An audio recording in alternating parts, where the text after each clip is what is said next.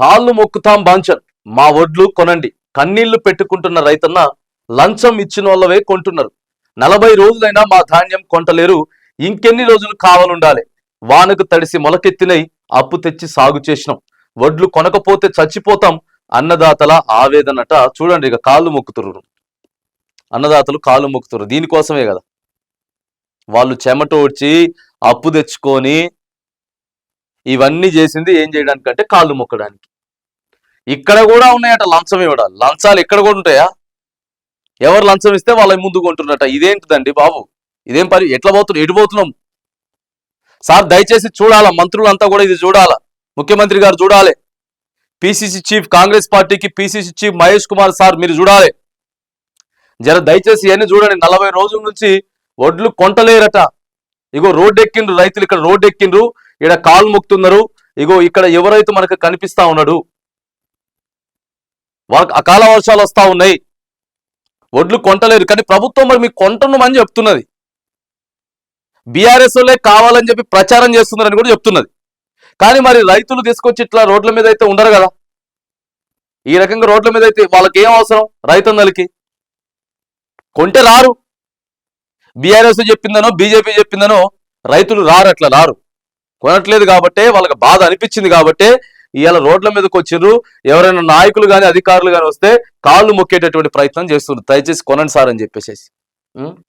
దేశానికి అన్నం పెట్టే రైతన్న దేహి అంటూ కాళ్ళు పట్టుకునే పరిస్థితులు వచ్చాయి. పండించిన పంటను కొను దిక్కు లేకపోవడంతో కాళ్ళు మొక్కుతాం బాంచన్, మా ఒడ్లు కొనండి అంటూ దండం పెడుతున్నారు.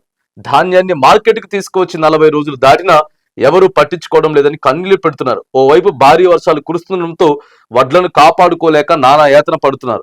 ఓవైపు తడిసి మరోవైపు మొలకెత్తడంతో దిక్కుచోతని స్థితిలో తల్లాడిపోతున్నారు. ఆదుకోవాలంటూ సాడు అంటూ రోడ్డెక్కే పరిస్థితులు కొనసాగుతూనే ఉన్నాయి. ఇక వడ్లు కొనకపోతే చచ్చిపోతామని చెప్తున్నది. 40 రోజుల నుంచి మార్కెట్లనే ఉంటున్నా, ఇంకెన్ని రోజులు పస్తులు ఉండాలా? 40 రోజులు ఉంటారండి మార్కెట్లో.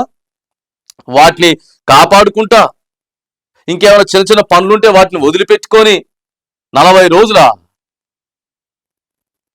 వారం, కనీసం వారం ఉన్నాయి. 7,500 కొనుగోలు సెంటర్లు అఫీషియల్ గా ఉన్నాయి తెలంగాణ ప్రభుత్వానికి. మరి ఎందుకు ఇట్లయితున్నది? చూడండి, ఏమో ఎక్కడో కూడా చెప్తుందేమా ఇంకెన్ని రోజులు పస్తులు ఉన్నాయి, ఇంకెన్ని రోజులు ఇక్కడ ఉండాలి. అప్పు తెచ్చి సాగు చేస్తే పండించని పంట మొత్తం ఆగమైంది. ఇది కొనకపోతే మేము చచ్చిపోవడం తప్ప ఇంకో మార్గం లేదు. వారం రోజులుగా కాంటా వేస్తామని వేయడం లేదు. ఎవరు లంచం ఇస్తే వాళ్ళ బస్తాలే కాంటా వేస్తున్నారు. నేను కూడా పైసలు ఇస్తానని చెప్పినా అయినా రాలే. ఇంకెన్ని రోజులు ఇట్లుండాలా? చెరువు కింద 6 ఎకరాలు కౌలు తీసుకొని సాగు చేస్తే చెరువు కట్ట దిగి మొత్తం కొట్టుకుపోయింది. 2 మోటార్లు మునిగిపోయినాయి. ఇంకో దగ్గర 3 ఎకరాలు కౌలుకు తీసుకొని పండిస్తే ఇట్లయిపోయింది. తిండి కూడా ఇంట్లో నూకలు పండుకొని తింటున్నాం, అమ్మితే వచ్చే పైసలతో అప్పు తీర్చుకుందాం అనుకుంటే మొత్తం ఆగమైపోయింది. మా ఒడ్లు కొనుక్కోవాలని చెప్పి బూక్కి అయ్యిరి మహిళా రైతు చెప్తా ఉన్నది. ఐకేపీ సెంటర్లలో పరిస్థితి ఇది ఉన్నది. దయచేసి మరి ప్రభుత్వం ఏం చెప్తుంది వీటికి అఫీషియల్ గా? ఇగో ఇక్కడ ఒక పిక్చర్ క్లియర్ గా కనపడతా ఉన్నది. ఇక్కడ కొనుగోలు కేంద్రం ఏమైపోయింది? అధికారులు ఉన్నారా లేరా? ఎందుకు కొంటలేరు? ఇట్లా ఎన్నో ప్రాంతాలలో ఎన్నో ప్లేస్లలో ఇట్లనే జరుగుతూ ఉంది.